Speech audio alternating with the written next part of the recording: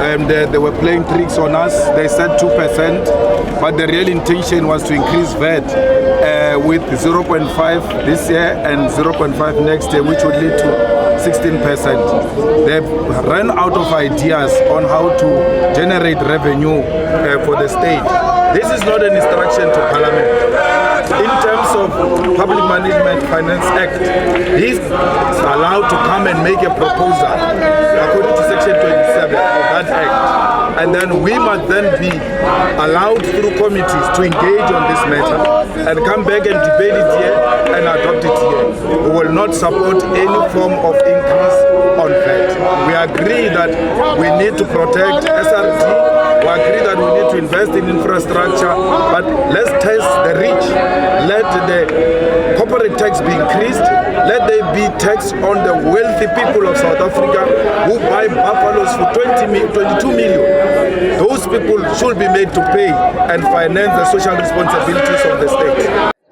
We're prepared to look at these things and negotiate around them if the other concessions would be put on the table, which are things like the concessioning of the port of the city of Cape Town. We want time frames, timelines, things like the Expropriation Act. There needs to be clarity on the Expropriation Act. Currently, it is holding investment back because people are scared to invest in a country where they could lose everything without being able to have any recourse to courts, etc. We wanted just a clarification that matter is in, when there's a nil compensation, that is then confirmed by a court of law. That then protects everyone and it gives expression to Section 25 of the Constitution. Actually, it reduces this other percent increase in VAT being the thief of money.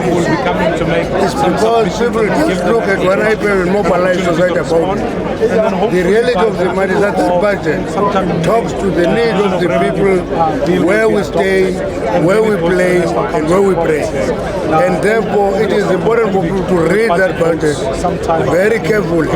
For example, we had a Democratic Alliance which was trying to polarize the discussion. They want to counterpose the budget to Bella, NHI, Expropriation Act, and to say those are political issues can take them out of the budget. But they say we've lost 3 battles, this one must be a battlefield. You can't make a budget a battlefront. It is for the country, it's not for the ANC, it's not for anybody, it's for the country. It's common cause this is a budget without growth. It's a budget that double taxes people for years of corruption emanating for state capture. And when I talk about double taxation, it's not just VAT, it's also on personal income that simply says that all of that money is lost and citizens who are working, teachers, nurses, will now have to make another contribution in that loss. It's a budget that indicates the fact that there's no cut in expenditure, so our expenses are still higher in the sense that they exceed income. So to me, what we need to focus on is saying, I hope that when we talk about policy choices, we would have made those tough choices. This is the first budget of the GNU. We would have made those tough choices. We would have ensured that we make all the savings allocated towards growth. We could have cut things like agencies. We could have ultimately frozen some of the SOE bailout culture that has existed. We could have halved the cabinet to fund SARS, and ultimately ensure that what we do is to prioritize the people rather than the political process. So I felt today the budget is only putting us in a place where we're at risk of a budget blowout. I think it's good that the finance minister has responded to the criticism of the 2 percentage point increase to VAT, but we need to scrutinize the budget closely because single issue politics around budgeting are never useful.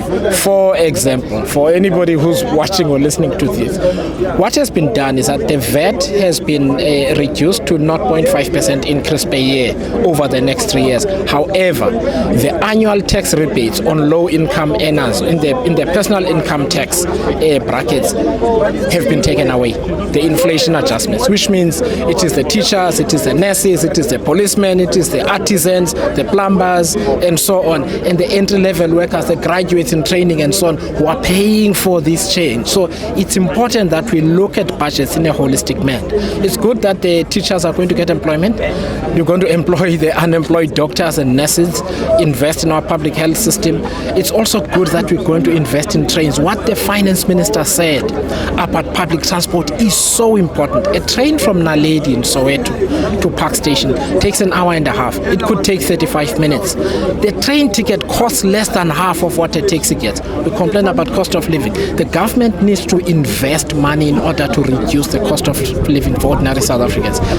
But as I said, we're going to scrutinize this budget, the months to go, and we're going to make concrete proposals at the end.